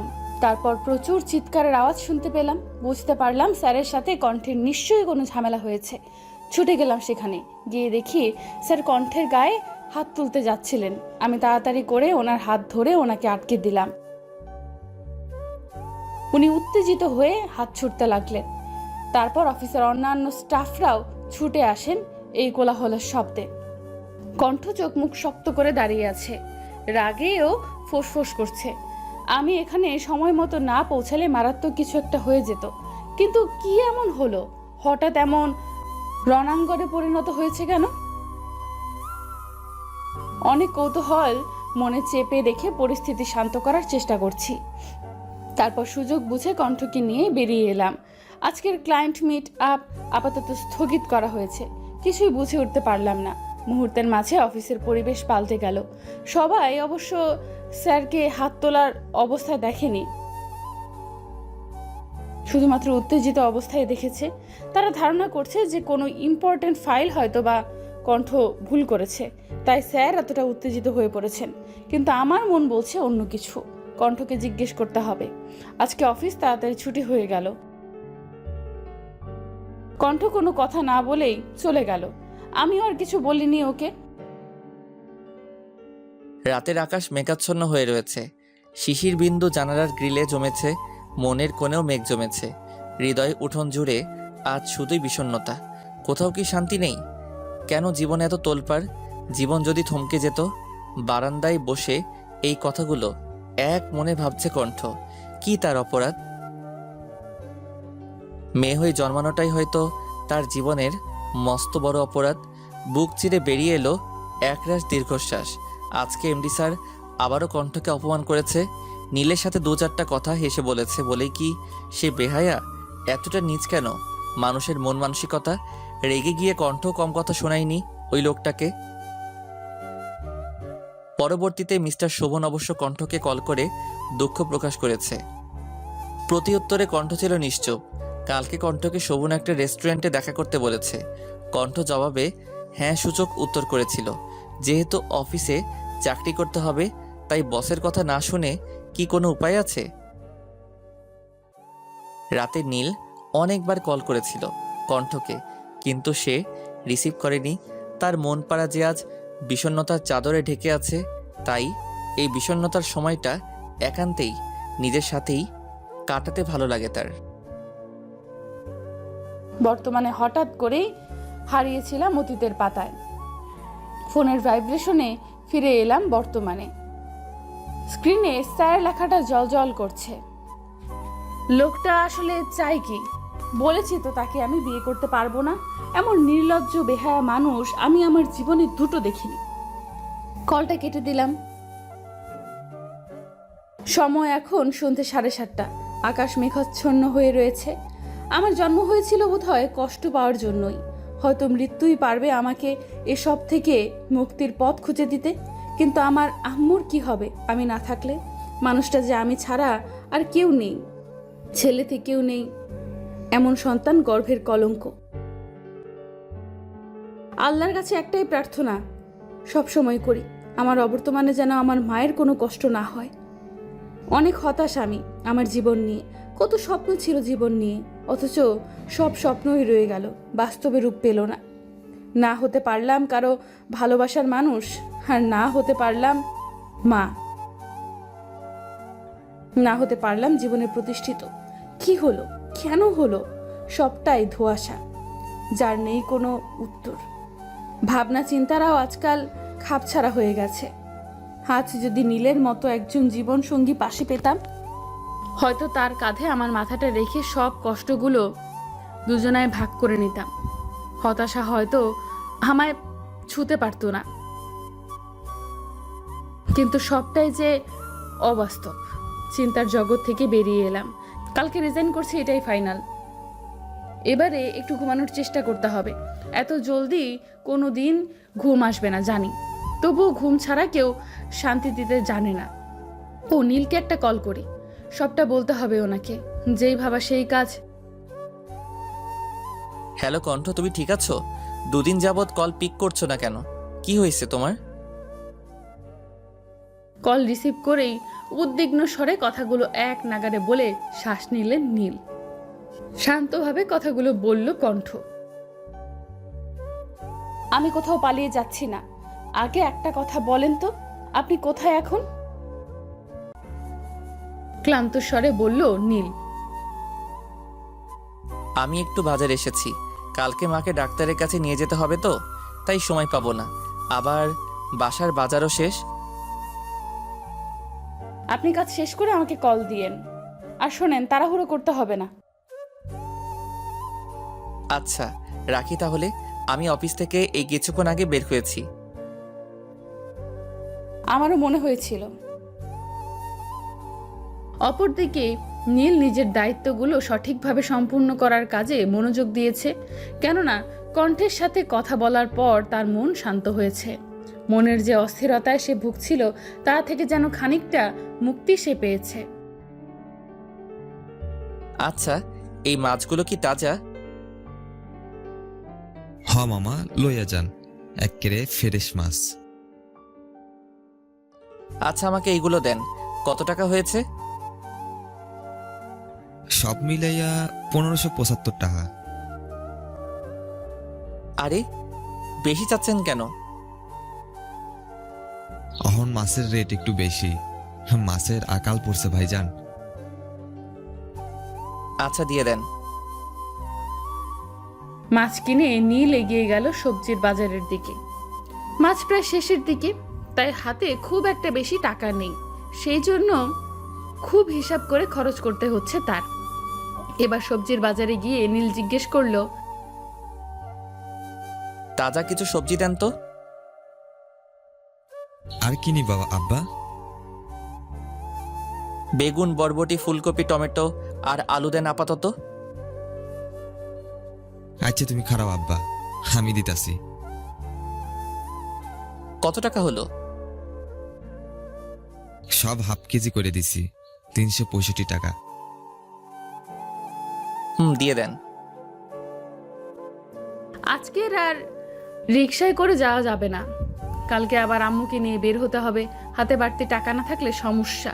তাড়াতাড়ি পৌঁছে কণ্ঠকে একটা কল দিতে হবে। মেয়েটা কি যেন বলতে চাইছিল। এমনি দুদিন কোনো খবর ছিল না, আজ আবার অফিসেও যায়নি। এমন কি হয়েছিল সেদিন? এসব অনেক কিছু ভাবতে ভাবতেই বাড়ির পথে এগিয়ে চলছে নীল। হাতে তার অনেক বাজার, হেঁটে যেতে কষ্ট হচ্ছে সামান্য, তবে তার গায়ে মাখতে রাজি নয় নীল। বাড়ি পৌঁছে ডোরবেল বাজিয়ে দিল নীল। তার মা দরজা খুললেন। তিনি বলে উঠলেন চিন্তিত স্বরে, বাবা আজ এত দেরি করলি যে? বাজার শেষ হয়ে গেছে তো, তাই বাজারে গিয়েছিলাম। কালকে গেলেই তো পারতি। ভুলে গেলে? কাল তোমার অ্যাপয়েন্টমেন্ট আছে ডাক্তারের কাছে। আমি ফিরে এসে তোমায় নিয়ে যাব তো, সময় পাবো না বলেই আজকে কাজ ছেড়ে এলাম। সব দিকে খেয়াল থাকে তোর, আমি তো ভুলেই গিয়েছিলাম। কি যে বলো তুমি। যা ফ্রেশ হয়ে খেয়ে নে। তুমি আর নীলা খেয়েছো? হ্যাঁ খেয়েছি আমরা, এবারে তুইও খেয়ে নে। নীল ফ্রেশ হয়ে খেয়ে নিল, তারপর আমাকে কল করলো। দুবার রিং হতেই আমি রিসিভ করলাম। কি করছেন নীল? এই তো খেয়ে রেস্ট নিচ্ছি। তুমি? কিছু ফাইল চেক করছিলাম। এখন আপনাকে যা বলতে চেয়েছিলাম তা বলছি। বলো কি হয়েছে, যার দরুন দুদিন যাবত তোমার কোনো খবর ছিল না? নীল, চাকরিটা আমি ছেড়ে দিচ্ছি। কিন্তু কেন? অবাক হয়ে প্রশ্নটা করে বসলো নীল। অনেক কথাই আপনাকে বলার আছে, আমি বলছি আপনি শুনুন সবটা। হ্যাঁ বলো তাড়াতাড়ি। কণ্ঠে নীলের তীব্র অস্থিরতা। অফিসে জয়েনিং এর শুরু থেকেই এমডি স্যারের চাহনি আমার কাছে অস্বস্তিকর ছিল। তখন তো শুধু তার চাহনিতেই সীমাবদ্ধ ছিল, কিন্তু আজকাল উনি বড্ড বেশি করছেন। আমাকে প্রায় উনি কিছু অপ্রীতিকর প্রস্তাব দিতেন, তবুও সবটা মেনে চোখ বুজে সহ্য করেছি, কিন্তু আর সম্ভব হচ্ছে না। বিশ্বাস করেন, আমি আর এসব নিতে পারছি না। তারপর উৎকণ্ঠায় নীল তার শব্দভাণ্ডার থেকে যেন সব শব্দ হারিয়ে ফেলেছে। সে তার কোনো কথা মুখ থেকে বের করতে পারল না। গত পরশু দিনের কথা মনে আছে আপনার নীল? হুম। আমি আপনার সাথে সামান্য হেসে কথা বলেছিলেন, তাও ফাইল চেকের বিষয়ে কথা হয়েছিল আমার। তারপর আমি গিয়েছিলাম এমডি স্যারের কেবিনে। লোকটি আমাকে যাচ্ছে তাই বলে অপমান করলো। আমার অপরাধ, আমি অফিস টাইমে নাকি প্রেম করছি আপনার সাথে। আমি নাকি চরম বেহায়া, যার জন্য আমার ডিভোর্স হয়েছে। আমি তার প্রতিবাদ করেছি বলে গায়ে হাত তুলতে গিয়েছিল পর্যন্ত। ভাগ্যিস আপনি সময় মতো এসে গিয়েছিলেন। ওপাশে নীল নিস্তব্ধ হয়ে সব শুনছে, কোনো কথা বলছে না। কণ্ঠ আবার বলতে শুরু করলো, ওই দিন রাতে উনি আমায় মেসেজ করেছিলেন, তাতে লেখা ছিল আমি হুবহু বলছি। কণ্ঠ, আমি সত্যি দুঃখিত। আমার ওইরকম ব্যবহার করা একদম ঠিক হয়নি। আসলে তোমাকে আমি অনেক ভালোবাসি, তো অন্য কারোর সাথে তোমাকে সহ্য করতে পারি না। প্লিজ তুমি কালকে আমার সাথে ফাল্গুন রেস্টুরেন্টে দেখা করবে, প্লিজ। কথা দিচ্ছি আর বিরক্ত করব না।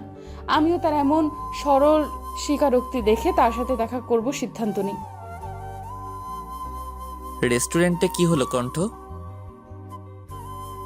শান্ত স্বরে জিজ্ঞাসা করলো নীল।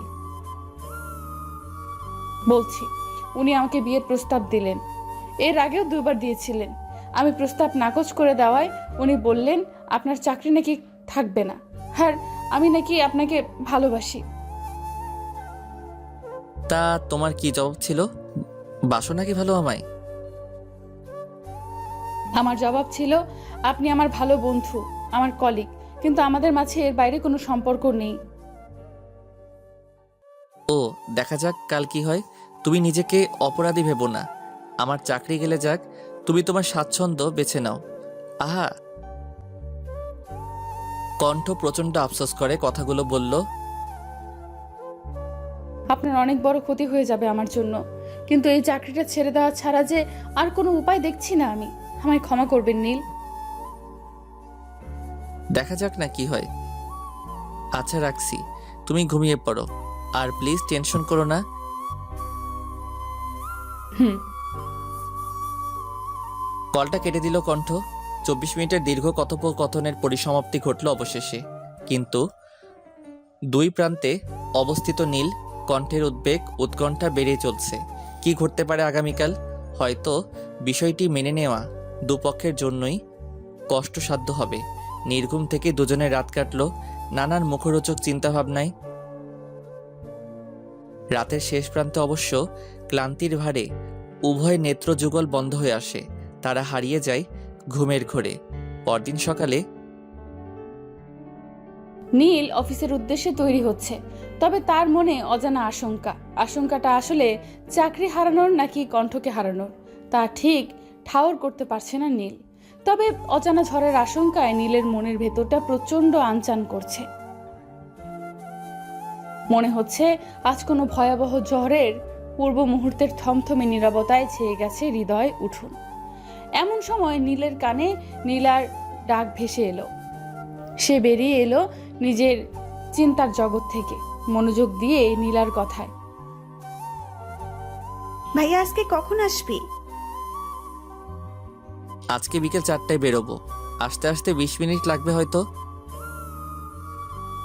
ও, তাহলে আমি আম্মুকে রেডি করে রাখবো, তুই এসে খালি নিয়ে যাস। নীলা তুই খুব ভালো, তাকে তুই জানিস? ভাইয়া তোর হয়েছেটা কি? আমি তোকে খুব ভালোবাসি, কিন্তু কখনো প্রকাশ করতে পারি না, তোর সব চাওয়া পূরণ করতে পারি না। তোর এই অপদার্থ ভাইকে ক্ষমা করিস আর আম্মুকে সবসময় দেখে রাখিস। আই, তুই এসব বলছিস কেন? আমার ভালো লাগে না। আর বলবি না কখনো। তুই আর মা আমার পৃথিবী। তোদের দেখে রাখবো না তো কাকে দেখে রাখবো?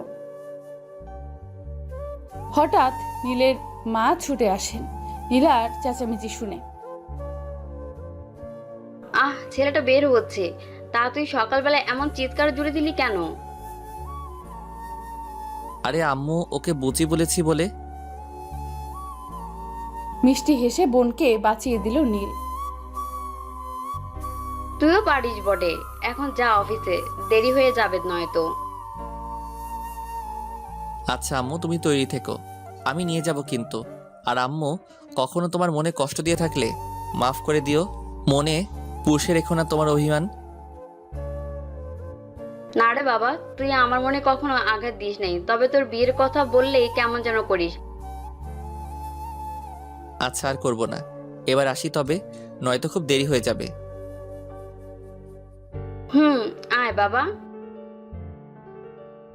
দরজা খুলে বের হতে গিয়ে নীল একটা হোঁচট খেলো।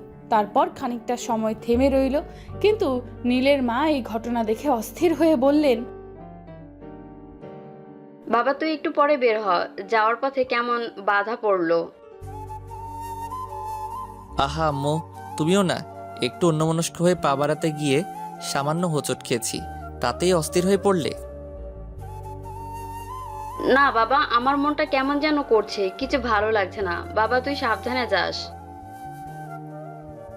আচ্ছা মা, নীলামায়ের খেয়াল রাখিস, আর কল করলে সময় মতো রিসিভ করিস।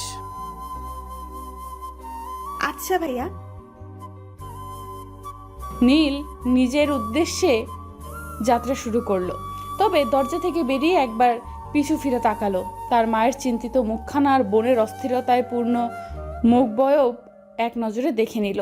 কেন যেন তার মনে হচ্ছে এই বুঝি পরিবারের সাথে তার শেষ দেখা, আর বোধহয় বাড়ি ফেরা হবে না।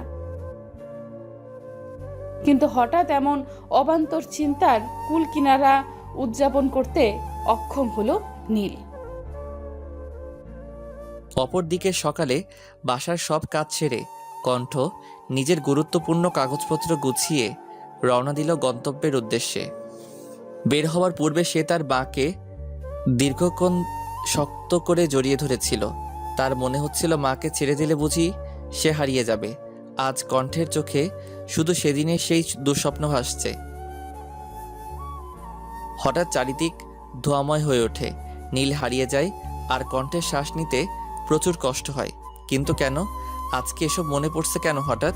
কি হতে চলেছে তবে নীল আর কণ্ঠের জীবনে? কেন তারা আজ এতটা শঙ্কিত? আছে কি এর কোনো উত্তর? অফিসে পৌঁছে কণ্ঠ দেখতে পেল এমডি বা নীল কেউই এসে পৌঁছায়নি। সে অপেক্ষা করতে থাকলো। 5 মিনিটের মাথায় মিস্টার শোভন তথা অফিসের এমডি এসে পৌঁছালো। একবার সে কণ্ঠের দিকে দৃষ্টিক্ষেপণ করলো, অতঃপর নিজের কেবিনে চলে গেল। কিছু সময় অতিবাহিত হওয়ার পর শোভন চিৎকার করে তার পিএ জিহানকে ডাকে। জিহান ছুটতে ছুটতে শোভনের কেবিনের উপস্থিত হলে শোভন চিৎকার করে নীলের কথা জানতে চায়। জিহান নতমস্তকে জানায় নীল এখনো অফিসে পৌঁছায়নি। এসব কিছুর নীরব দর্শক ছিল কণ্ঠ। চুপচাপ সে দেখতে থাকলো স্বার্থের জন্য শোভন ঠিক কতটা নিচে নামতে পারে। বেশ খানিকটা সময় শোভন তার চেঁচামেচি চালিয়ে গেল, অথচ অফিস টাইম শুরু হতে এখনো 5 মিনিট বাকি। এসব চিন্তায় মগ্ন ছিল কণ্ঠ। ঠিক তখনই আগমন ঘটে নীলের। নীল আসার খবরটা জিহান তৎক্ষণাৎ মিস্টার শোভনকে জানায়। মিস্টার শোভন কেবিন থেকে বেরিয়ে নীলের পথ রোধ করে দাঁড়ান, অতঃপর নীলের উদ্দেশ্যে বেশ কিছু বাক্য ছুড়ে দেন। কি ব্যাপার মিস্টার সৈকত ইভান নীল? চাকরি করার ইচ্ছা আছে? কোনো কাজই তো ঠিক মতো করেন না। তাচ্ছিল্যপূর্ণভাবেই কথাগুলো বলল শোভন। অবশ্যই চাকরি করার ইচ্ছে আছে স্যার, কিন্তু আমি আপনার কথা ঠিক বুঝতে পারলাম না। না বোঝার মতো কোনো কথা তো বলিনি আমি, স্পষ্ট বাংলা ভাষায় বলেছি। একটু পরে আমার কেবিন আসবেন। Okay sir. প্রবল হতাশায় জর্জরিত কণ্ঠে বলল নীল। এদিকে কণ্ঠ বসে বসে পুরোটা কথোপকথন শুনল। রাগ তার শিরা উপশিরা জুড়ে প্রবাহিত হচ্ছে। শুধুমাত্র তাকে কেন্দ্র করে শোভন নীলের সাথে এহেন আচরণ করছে, এ যেন কণ্ঠ মেনে নিতে পারছে না। তবুও চুপচাপ সবটাই সে প্রত্যক্ষ করে চলেছে। আজ যদি কোনো বিরাট ক্ষমতা সম্পন্ন ব্যক্তি কণ্ঠ হতো তবে নীলের এতটা কষ্ট পেতে দেখতে লাগতো না, তবে নীলকে এতটা কষ্ট পেতে দেখা লাগতো না। এসব নানা আজগুবি চিন্তায় চিন্তিত হয়ে রয়েছে কণ্ঠ। এমত অবস্থায় নীলকে ডেকে পাঠালেন শোভন। নীল কেবিনে যাওয়ার পূর্বে কণ্ঠের চিন্তিত মুখবয়বের প্রতি দৃষ্টি ক্ষেপণ করল। চোখের ইশারায় কণ্ঠকে শান্ত হতে বলল এবং আশ্বস্ত করে কেবিনে পা বাড়ালো। কণ্ঠের বুকের ভেতর ধক করে উঠল। আবার যে কত অপমান সইতে হবে সেই দুশ্চিন্তায় নীল আর শোভনের কথা শোনার প্রবল আগ্রহকে দমিয়ে রাখতে না পেরে অভদ্র একটা আচরণ করে বসলো কণ্ঠ। সে নক না করেই কেবিনে ঢুকে পড়ল। তৎক্ষণাৎ শোভন বলে উঠল, তোমাকে আমি দেখেছি। আসলে স্যার, আমার রেজিগনেশন লেটারটা। কণ্ঠ কথা সম্পূর্ণ করার পূর্বেই তাকে থামিয়ে শোভন বলল, বাইরে গিয়ে বসো, আমি তোমার সাথে এই নিয়ে পরে কথা বলবো। স্যার, আসলে আপনার সাথে কথা বলাটা জরুরি। কথোপকথন চলছিল। হঠাৎ এক পর্যায়ে ইলেকট্রিসিটি চলে গেল। পুরো কেবিন অন্ধকারাচ্ছন্ন হয়ে পড়ল। কেবিনের বাইরে প্রচুর কোলাহল, মানুষের চিৎকার। মুহূর্তেই পরিস্থিতি পাল্টে গেল। শোভনের মনে জমে থাকা ক্রোধ ভয়ে রূপান্তরিত হলো। কণ্ঠের দৃষ্টিপটে সেই ধোঁয়াটে স্বপ্ন ভেসে উঠল, আর নীলের চোখে তার মায়ের মায়াময় মায়াবয়ব আর নীরের হাস্যোজ্জ্বল চেহারা ভেসে উঠল। কণ্ঠ এগিয়ে গিয়ে কেবিনের দরজায় সামান্য একটু খুলতেই পুরো কেবিন ধোঁয়ায় আচ্ছন্ন হয়ে পড়ল। নীল বলল, কণ্ঠ, দরজা চাপিয়ে দাও, আগুন লেগেছে বোধহয়। পুরো ফ্লোর ধোঁয়াচ্ছন্ন হয়ে পড়েছে। আমাদের বের হতে হবে তো। ইলেকট্রিসিটি নেই, লিফট বন্ধ হয়ে আছে, পুরো ফ্লোর অন্ধকার। এখান থেকে আমরা কিভাবে বের হব? আচ্ছা, আমি ফায়ার সার্ভিসকে কল করছি। অতঃপর যেই ভাবা সেই কাজ। কিন্তু কয়েক মুহূর্তের ব্যবধানে ধোঁয়ার পরিণতি বাড়ছে আর আগুনের তীব্রতা। অষ্টম তালার কেউ বের হতে পারেনি। আগুনের সূত্রপাত ষষ্ঠ তালায়, তাই সিঁড়ি পুরোপুরি বন্ধ হয়ে রয়েছে। অষ্টম তালায় প্রায় 800 জন আটকা পড়েছে। খবরের শিরোনামে বড় বড় অক্ষরে লাল কালিতে ব্রেকিং নিউজ আকারে প্রচারিত হচ্ছে। সপ্তম ও অষ্টম তলায় আটকা পড়েছে প্রায় অর্ধশতাধিক। মুহূর্তের মাঝে কি থেকে কি ঘটে গেল। নীলা খবরের চ্যানেল পাল্টাতে গিয়ে এহেন একটা সংবাদ দেখে বাকরুদ্ধ হয়ে পড়ল। তাহলে তার ভাইয়া এখন কি অবস্থায় আছে? এসব ভেবেই শরীর হিমশীতল হয়ে আসে নীলার। দ্রুত সে নীলকে কল করে। একবার, দুবার, তিনবার এভাবে বহুবার কল দিতে থাকে সে, কিন্তু রিসিভ হয় না। অপরদিকে ঘটনাস্থলে এখনো ফায়ার ব্রিগেড পৌঁছাতে পারেনি। অষ্টম তলায় আটকে পড়া 28 জনের মাঝে নীল, কণ্ঠ ও শোভনও রয়েছে। তাদের প্রত্যেকের শ্বাসকষ্ট শুরু হয়ে গিয়েছে। কেউ স্বাভাবিক নিঃশ্বাস প্রশ্বাসের কার্যক্রম চালাতে পারছে না। বিষাক্ত ধোঁয়ার প্রকোপে সকলের অবস্থাই আশঙ্কাজনক। নীলের ফোন দীর্ঘ সময় যাবৎ ভাইব্রেট করছে। সে কলটা রিসিভের চেষ্টা করছে, কিন্তু কোনো মতেই পারছে না। অনেকটা সময় চেষ্টার পর কম্পনরত হাতের দ্বারা পকেট হতে ফোন বের করলো নীল। 23টা মিসড কল উঠে রয়েছে তাতে। প্রতিটি কল এসেছে নীলার নাম্বার থেকে। ভাইয়া, তোর অফিসে আগুন লেগেছে না? এইটুকু বলেই কান্নায় ভেঙে পড়ে নীলা। ধুর পাগলি, কাঁদছিস কেন? সামান্য আগুন লেগেছে, কিছুক্ষণের মধ্যেই উদ্ধার কাজ শুরু হবে। আমার কিচ্ছু হবে না, দেখিস। নিজের ভেতরকার আবেগগুলোকে চেপে অনেক কষ্টে কথাগুলো বলল নীল। কণ্ঠ নীলের পাশেই বসে আছে এবং নীলের হাত শক্ত করে ধরে চেপে রেখেছে। কান্নারত কণ্ঠে বলল নীলা, ভাই আমার খুব ভয় করছে। তুই মাকে কিছুই বলিস না, আম্মু টেনশন করবে। আর কান্না করিস না, চোখের পানি মোছ। আমি কয়েকটা কথা বলবো, মনোযোগ দিয়ে শুনবি। বল ভাইয়া। নাক টেনে বলল নীলা, কিন্তু চোখের পানি কিছুতেই বন্ধ হচ্ছে না তার। আমার আলমারিতে কিছু ফিক্সড ডিপোজিটের কাগজপত্র আছে। মোট 3টা ব্যাংকে 5টা অ্যাকাউন্ট করা আছে। সব মিলিয়ে 6.5 লাখ টাকা আছে। আমার সারা জীবনের সঞ্চয় তোর বিয়ে আর মায়ের চিকিৎসার জন্য জমিয়েছিলাম। জানি খুবই সামান্য, তবে কিছুদিন কষ্ট করতে হবে না। আর গুরুত্বপূর্ণ কথা শোন, আমার টেবিলের ড্রয়ারে একটা ডায়েরি আছে। ওখানে সবগুলো অ্যাকাউন্টের পিন নাম্বার সহ যাবতীয় তথ্য লেখা আছে।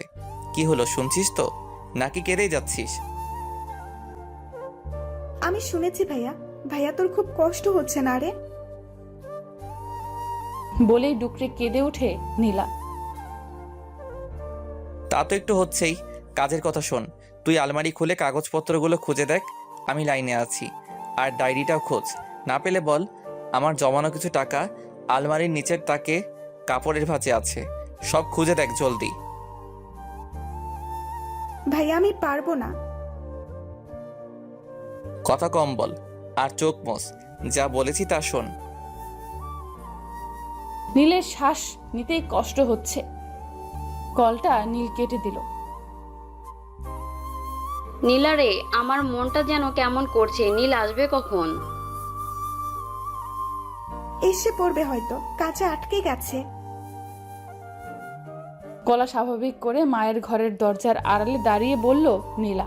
চোখ থেকে তার অঝরে জল নির্গত হচ্ছে। ও, আমি নামাজ পড়ে রেডি হই। নীল নিয়ে যাবে তো?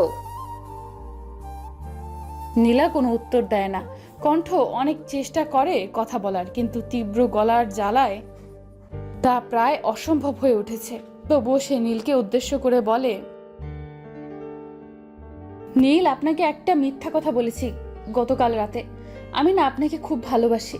আপনার সাথে ঘর বাঁধার স্বপ্ন দেখেছিলাম, কিন্তু নিয়তি আমাদের সহায় ছিল না। নীল, আপনাকে আমি খুব ভালোবাসি। জবাবে নীল শুধু বলে, আমিও। আর কিছুই সে বলতে পারে না, কাঁদতে থাকে। হঠাৎ নীল ও কণ্ঠ শোভনের দিকে দৃষ্টিপাত করে। শোভন অঝরে চোখের পানি ফেলছে। তাদের চোখাচোখি হতেই ইশারায় হাত জোর করে ক্ষমা চায়। নীল ও কণ্ঠ সেদিক থেকে চোখ ফিরিয়ে নেয়। কণ্ঠ বারবার পানি খেয়ে শ্বাস নেবার চেষ্টা করছে, আর নীল হাত দিয়ে ধোয়া সরাবার অনর্থক চেষ্টা চালাচ্ছে। স্বপ্নীল মেনশনের বাইরে উৎসুক জনতার তীব্র জটলা পেকেছে। অনেকেই স্বেচ্ছাসেবক, তবে দেখতে আসা লোকের সংখ্যাই বেশি। এদের মধ্যে আটকে পড়ার স্বজনদের আহাজারিতে এলাকার আকাশ বাতাস ভারী হয়ে উঠেছে। মিস্টার শোভনের স্ত্রী ও সন্তানরা বাইরে দাঁড়িয়ে কাঁদছে। তিনি মিস্টার শোভনকে কল করলেন, সাথে সাথেই রিসিভ হলো। আমাকে মাফ করে দিও। সারা জীবন তোমাকে ঠকিয়েছি। আল্লাহ হয়তো তার শাস্তি আমায় দিচ্ছেন। ছেলে মেয়েদের দেখে রেখো, ওদের মানুষের মতো মানুষ করো। আমার মতো মুখোশধারী হতে দিও না। এক নাগারে কথাগুলো বলে কান্নায় ভেঙে পড়েন শোভন। তুমি মহান। আমার মতো নিকৃষ্ট কীটের মুখে তোমার নাম উচ্চারণ করে তোমাকে কলঙ্কিনী করতে চাই না। ভালো থেকো, মাফ করে দিও। কলটা কেটে দিলেন শোভন। গগনবিদায়ী চিৎকারে ভেঙে পড়েন মিস শোভন। মাকে দেখতে পেয়ে সন্তানেরাও কান্নায় ভেঙে পড়ে। চারদিকে হৃদয় বিদারক দৃশ্য। অনেকেই বিল্ডিং থেকে লাফিয়েছেন বাঁচার আশায়, কিন্তু অতটা উঁচু থেকে পড়ে কেউ বাঁচতে পারেনি। আগুন নিয়ন্ত্রণে আনতেই পারছে না ফায়ার সার্ভিস। কি এক বিভীষিকাময় অবস্থা! আগুন জ্বলছে প্রায় 8 ঘন্টা যাবত। এখন পরন্ত বিকেল। থেমে থেমে অগ্নিস্ফুলিঙ্গ দেখা যাচ্ছে। 8ম তলায় কেউ বেঁচে থাকার সম্ভাবনা নেই। সকলেই তীব্র ধোঁয়ার শ্বাসকষ্টজনিত সমস্যায় ইহলোক ত্যাগ করেছে। অনেকগুলো লাশের সাথেই উদ্ধার হয় একজোড়া লাশ, যারা একে অপরের হাত শক্ত করে আঁকড়ে ধরে রেখেছে, যেন ছেড়ে দিলেই হারিয়ে যাবে। ঠিক ধরেছেন, নীল কণ্ঠ একত্রে হারিয়ে গেছে পৃথিবীর থেকে, সঙ্গে নিয়ে গেছে তাদের অপূর্ণ ভালোবাসা। সব পরিণতি পূর্ণতা পায় না, অপূর্ণ থেকেই হারিয়ে যায়। ঠিক তেমনি ঘটেছিল নীল ও কণ্ঠের সাথে। 43টা লাশের মাঝে তারাও ছিল। বাঁচার ইচ্ছে থাকলেও নিয়তির দোষে তা হয়ে ওঠেনি। আমাদের দেশে বিভিন্ন সময় অগ্নিকাণ্ডের আদলে গল্পটি লেখা। সব গল্পের শেষ একই রকম হয় না। গল্পটি আপনাদের কেমন লেগেছে অবশ্যই কমেন্ট করে জানাবেন। আমাদের গল্প ফেসবুকে শুনতে আমাদের পেজটি ফলো করুন। পেজের লিংক ডিসক্রিপশনে দেওয়া আছে।